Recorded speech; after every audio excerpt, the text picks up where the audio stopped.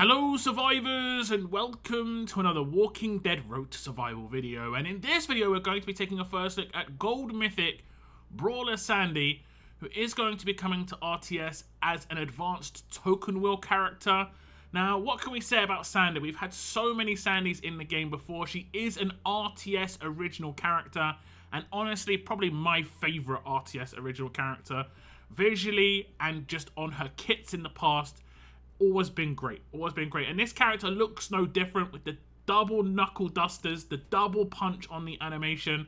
She's the skater girl this time around. There was a 6-star version that had the same kind of visual idea, and I think, you know, this is kind of like the same double punch sort of thing that Nor and maybe a Teresa had in the past. I can't fully remember that, but on the left hand side we see those knuckle dusters in action in a bit better detail, as well as the art, kind of nice visuals. I think she's got like a rose on her t-shirt, looking very angry right now.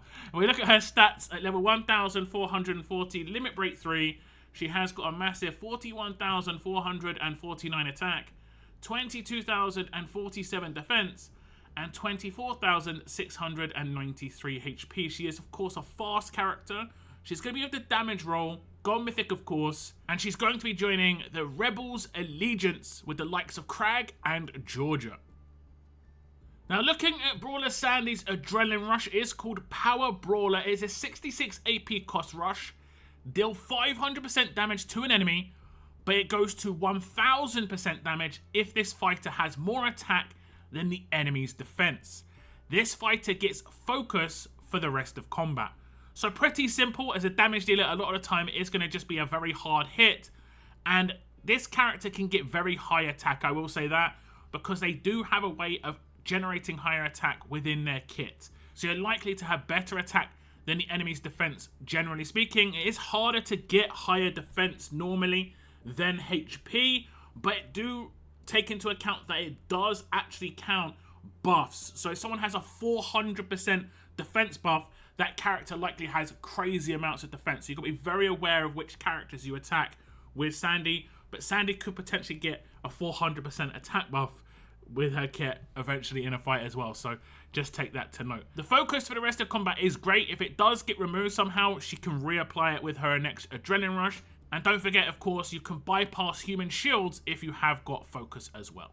So here we are starting the fight on turn 1, and you might notice that she has gained quite a large amount of AP straight away. This is because of her specialist skill, and it does mean that she could potentially have a good team up with the new awakened Glenn. If Glenn hits a crit, she will get her rush naturally on turn 1, and then we can do the Adrenaline Rush against someone who we know we're going to do good trait damage against, but also I know that I've got more attack than this character has defense. So when I do the Adrenaline Rush, I am going to do pretty reasonable damage, 120k flat damage as well. Remember, it is deal damage, so it can't crit, but that also means there's going to be no reflect potential or anything like that. Now, she has got an attack buff, as you can see, off the start of the fight, and that's because of another part of her kit. And you probably noticed that she just gained a full rush again, so potentially if I really wanted to, I could Adrenaline Rush with her off of turn 1 twice, potentially, based again on other parts of her kit.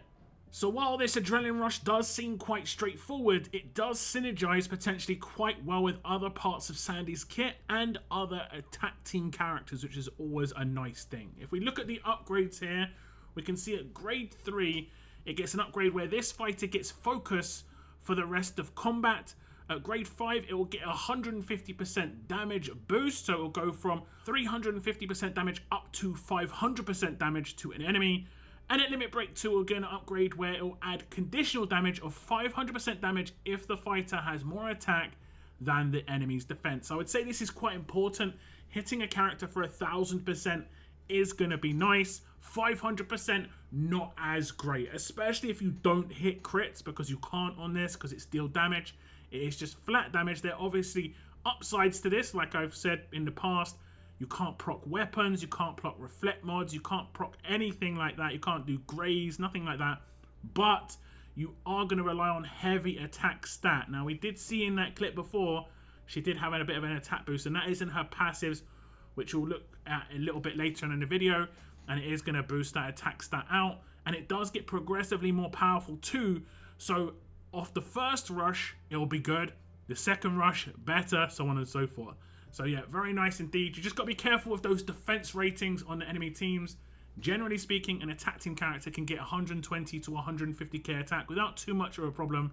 Defense rating is actually quite hard to get that high, but there are loads of characters out there with like 200% defense buffs. So just be aware and look at the buffs on enemies before you do this adrenaline rush for sure.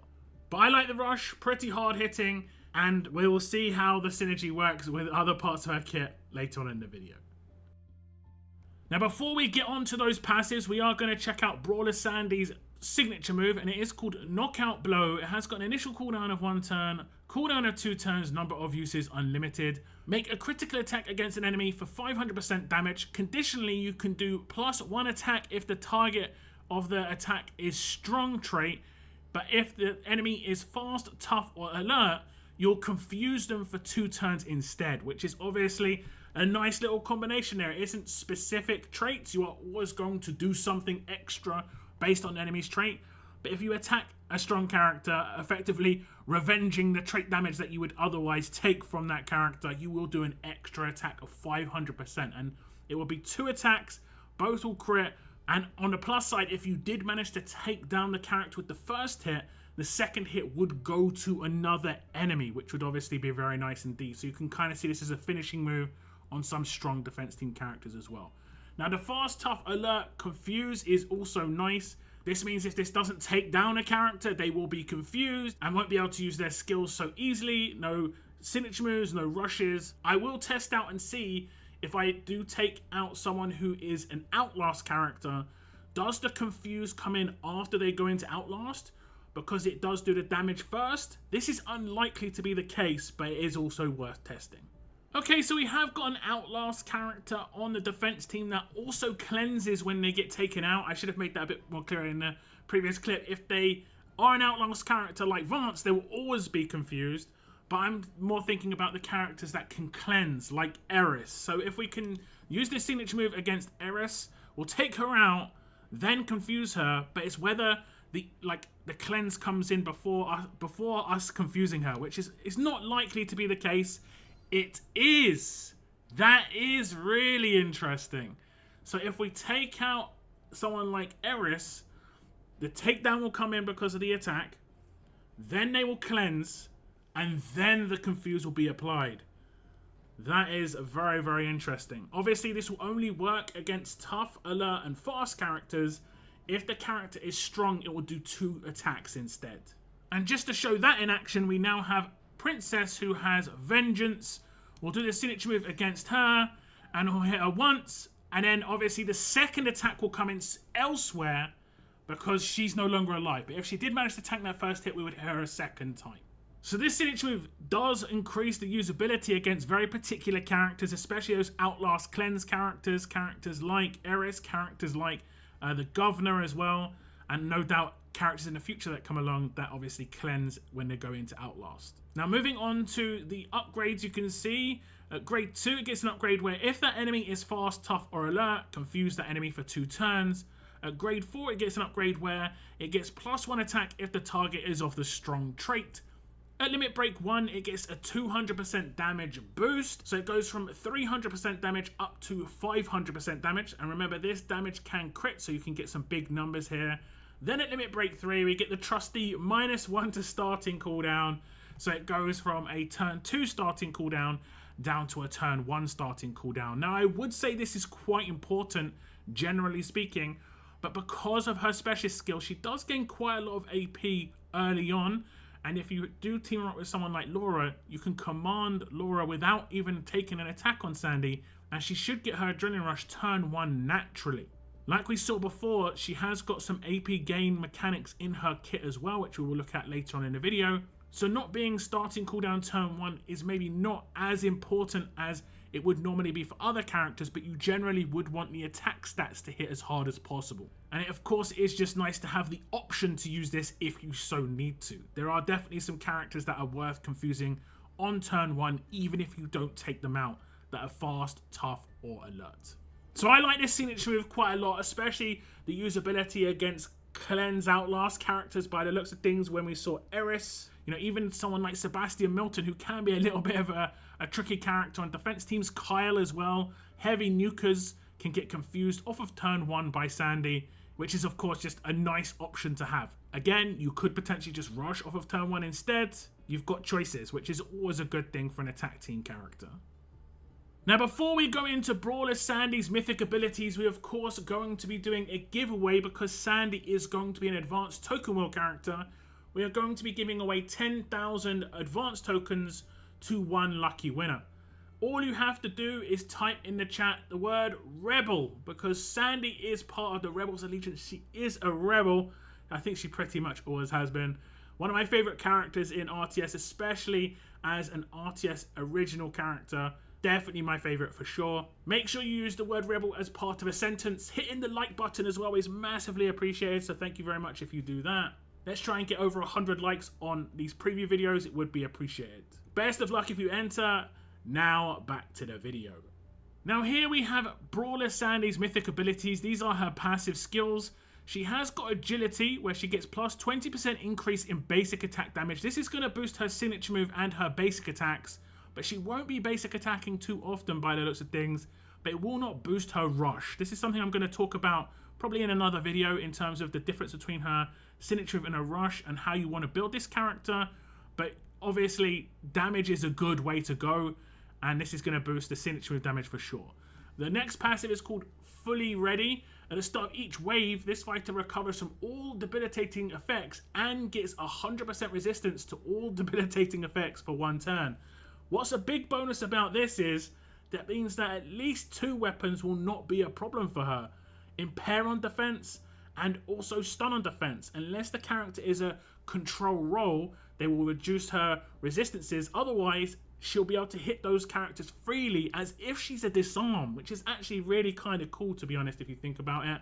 Now, even if she does somehow get controlled when she does those attacks, then beginning of the next turn, she'll get fully cleansed, and then she'll get the resistances back again anyway, so it won't be a problem. Now, the next passive is the big attack one we saw happening before, and it's at the start of each wave. This fighter gets 50% attack for the rest of combat, which increases by 25% each turn. This is why her rush is progressively going to get more and more powerful. Obviously, her signature is going to get more and more powerful. Her basic attacks are going to get more and more powerful. This is very nice indeed. Big attack buff coming in here from Fired Up, and this may stack with buffs from other characters when it comes to their weapon buffs. I'll test her out with Dale in the team, where he gives obviously an attack buff from his weapon, and to see if it goes from 50% up to, I think it would be 80% when it comes to the attack buff off of turn 1. Now the final passive is called Fuel the Pain. When taking out an enemy, an equal chance this fighter gets either plus 50% of their max AP or double that amount, i.e. 100% of their max AP, which is a weird way to write it, but 50% or 100%. What's great about this is she potentially could get 50%, and then at the beginning of her next turn she would get 50% again because of her specialist skill potentially, if she was max HP, or if she got 100% straight away, you could potentially command her to Adrenaline Rush instantly. So she could potentially Adrenaline Rush twice in one turn, which we did see in a clip before, and that could be really important just to get things done as quickly as possible. Very nice for Sandy, very nice in combination with her, you know, specialist skill, but also that Adrenaline Rush, while, like I said, is quite simple, pretty hard hitting, it could be going off way more often than you would have otherwise thought it would. Because at a minimum, you can do it every single turn, but there are going to be some cases where you could command her to do it twice in one turn.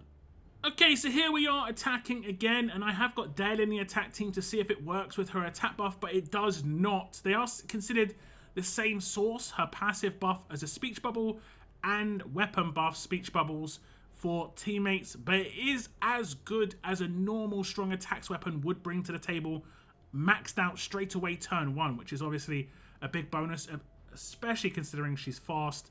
Now you can see she's got all the debilitating status effect, 100% resist, which is actually really nice indeed. We're going to use her signature move, and she is going to get her Adrenaline Rush. On the next turn, we are just going to test it out. I'm just going to get everyone else to take their turn. And now I'm going to use the Adrenaline Rush again and we're going to see how much AP she can gain. This time she gains the base, which is 33 AP, 50% of her max. I'll do some basic attacks once more. As we can see, hopefully we don't take out too many characters here. But because of her specialist skill, I'll gain 50 AP at the beginning of the turn, and... oh, I should have my Adrenaline Rush. Hello? There we go. So I get my Adrenaline Rush again, and now I've got 100% attack buff. So in the first 3 turns, I've done signature move, rush, rush, and I've got 100% attack buff to do my Adrenaline Rush once again. So very nice potential on the kit here when it comes to synergy between each part of Sandy's kit. I really like it personally. If you look at the upgrades, you can see at grade 1, fully ready part 1 is going to come in, where at the start of each wave, this fighter recovers from all debilitating status effects and gets 50% resistance to all debilitating effects for 1 turn. At grade 2, agility 1 comes in, where she'll get 10% increase in basic attack damage. And at grade 3, fully ready 2 comes in, where at the start of each wave, this fighter recovers from all debilitating effects and gets 50% resistance to all debilitating effects for 1 turn, stacking up to 100% resistance to all debilitating effects, which is very nice indeed. Moving on to grades 4 and 5, you can see at grade 4, we get Fired Up Part 1, where at the start of each wave, this fighter gets 20% attack for the rest of combat, which increases by 25% each turn. This does mean she has some maybe punch-up potential. If you only do manage to get her to like limit break 1, you could potentially still use this character because she's getting attack boost from this actual passive here. Then at grade 5 comes in Fuel the Pain Part 1. When killing an enemy, an equal chance this fighter gets either 20% of their max AP or double that amount. So that would be 20% or 40%. Moving into the limit breaks, Agility 2 comes in at limit break 1, making it 20% increase in basic attack damage. At limit break 2, Fired Up 2 comes in at the start of each wave. This fighter gets 30% attack for the rest of combat, which increases by 25% each turn. That will stack with the first one. Only the first part will stack, where it will go up to 50% initially, then 25% each turn. Then at limit break 3, Feel the Pain 2 comes in, where it will basically go from 20% up to 50% as the minimum AP gain when she takes out an enemy, or it could potentially be doubled up to 100%. And like we showed in the clips before, this does mean as a minimum she's going to gain 33 AP when it comes to 50% of her Adrenaline Rush. And then at the beginning of the next turn, she would get her Adrenaline Rush naturally, or she would gain 100% on that turn and could be commanded to rush just straight away. So yeah, very nice for Sandy, very nice for maybe attacking quite nice and quickly. She's going to be rushing quite a lot, so potentially could be more important that she just gets massive amounts of attack stat, but that isn't going to be a problem with Fired Up, based on the fact that she's going to be getting attack boost every single turn as well. So yeah, very nice passives. Sandy's going to be hitting very, very nice and hard, and also doesn't look like she's going to be doing basic attacks too often at all. Now, Brawler Sandy, of course, has a specialist skill, and it is called Amped. At the start of this fighter's turn, if they are at 100% HP, they get 50% of their max AP. Amped is a very nice specialist skill, especially on attack teams. You can see how it works with Sandy. She is going to be rushing quite a lot after turn 1, potentially every single turn, and potentially, like I said, twice in 1 turn. So, very nice. You do have to protect her max HP, but she does get a boost on her weapon to have that more likely than not actually occur. You might have seen it in one of the previous clips, as I did use that weapon against, I believe, the last clip on the passives, but we'll check that in a second. But yeah, very nice when it comes to the specialist skill, and it works very nicely with that passive that gives 50 to 100% AP every time she gets a takedown. She's going to be hitting her very hard, so that's going to be happening quite a lot. I like the specialist skill, and I like it on Sandy's kit. Now here is that weapon, and it is Brawler Sandy's Brass Knuckles. They have got 40% attack, 40% HP, improved self-healing when killing a target, a 60% chance to regain 100% HP, gain 50% bonus HP, and get 50% defense for 2 turns. And in the last slot, it has improved attack damage boost, attack still plus 35% damage, and they ignore defense bonuses. Now, first we'll talk about the stats. Because she's not going to be doing basic attacks too often, she doesn't actually need AP on attack. So that's not going to be too much of a problem. HP being a boost there just means increased survivability against things like Burn and Bleed, which is of course going to be nice. The improved self-healing is the thing that could potentially protect her max HP, so the specialist skill will proc more often, but it is going to be a 60% chance to occur when she takes down enemies. Now the last slot is very nice indeed, but this will only work with her signature move and her basic attacks, but not her adrenaline rush. So you might want to think about maybe a different weapon to boost her overall kit. 1535s will always work with her adrenaline rush and her signature move. Obviously it would only work with the attack boost on 1535 with the adrenaline rush, but generally speaking that one's always going to work with every part of a damage dealer's kit. You can pretty much look at Sandy's adrenaline rush the same way you would look at Sophia's overall kit, where she doesn't crit at all, and then you could pretty much look at her signature move like you would look at someone like Heng Yen, where he's critting on everything. It's a hard balance to kind of get on a character, but you're going to have to figure it out on this weapon to get the best out of Sandy. So that was Gold Mythic Brawler Sandy, who is part of the Rebels and looks very interesting as well. She is going to be an advanced token wheel character, and I'm just happy that another Sandy is coming to the game. I think OG Mythic Sandy was a great character, and I really liked that era of the Mythic era, just Sandy destroying teams, and potentially Sandy's going to be at it once again. This time as a fast character with those fists punching away, and it looks really good. Honestly, I like her kit. I like the way it works together, and a little bit of synergy with other teammates as well. I do like that she brings a small amount of control to the fight, because there has been a bit of a lack of control on characters recently when it comes to even controllers having a lack of control, which is strange enough. But yeah, a little bit of bonus from Sandy, and the fact that it does work with someone like Eris, where she would normally cleanse going into Outlast, and it applies the Confuse afterwards. Very nice indeed. She potentially could have some nice synergy with some of the other Rebels as well. I think Crag does give boosts to attack to Rebel characters. I can't really remember, but it would be worth looking into those kind of synergies to see the potential of those attack teams. Do let me know your thoughts though on Gold Mythic Brawler Sandy. Best of luck if you enter the giveaway. I want to thank you very much for tuning in, and as always, keep on surviving, guys. Keep on surviving.